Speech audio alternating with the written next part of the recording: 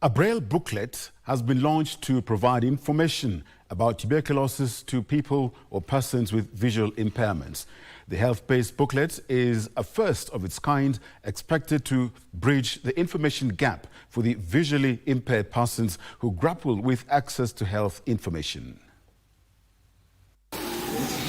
Persons living with disability have for long grappled with access to health information. Accessing information has been a challenge, but unless you fall sick or maybe you hear from someone else, especially people with disability from the grassroots, maybe in rural areas, and those who can't access information, whether in social media or whichever sources of information they can acquire. It has been difficult to know these things pertaining health. For the first time, people with visual impairment will have access to critical TB information in Braille. The booklets, launched during the International Day for Persons with Disability, aims to ensure they are no longer left in the dark about the prevention, treatment and care of the disease.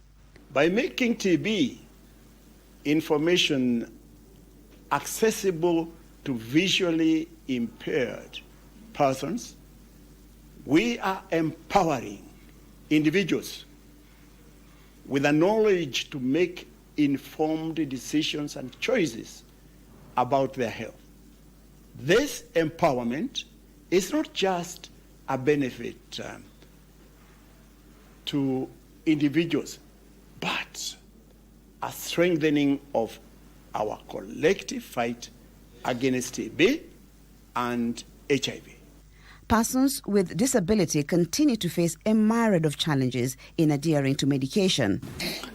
Hospitali za saizi bado hazijakuwa na hata zile madawa ambazo walemavu wanafaa kuwa wanatumia, zimeandikwa na incited, wameandika na kalamu. Sasa tunafaa kusoma hiyo maandiko inakuwa ni ngumu, because kama umepewa mlemavu dawa ya TB,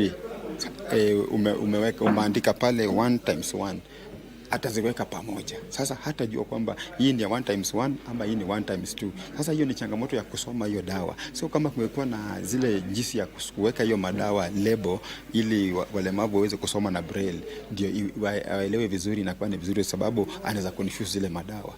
Speaking during the launch, the Kenya Union of the Blind chairman, Dr. Chomba Wamunyi, said persons with disability have a right to timely health information like the rest of the population.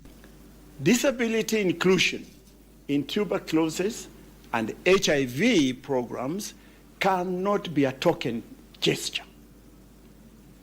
It must be a cornerstone of our healthcare systems.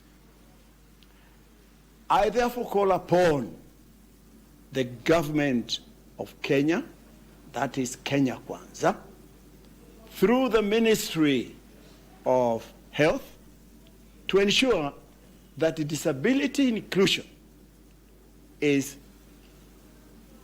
embedded in all TB and HIV policies and programs. The nexus between TB and disability is that 25% of persons infected with TB end up with audio or visual disability.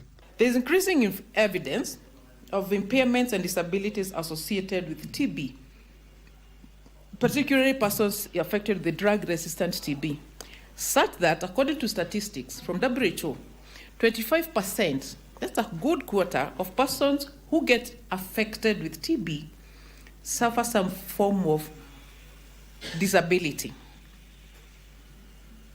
In the past, we have seen people losing their hearing, and some of them are TB champions.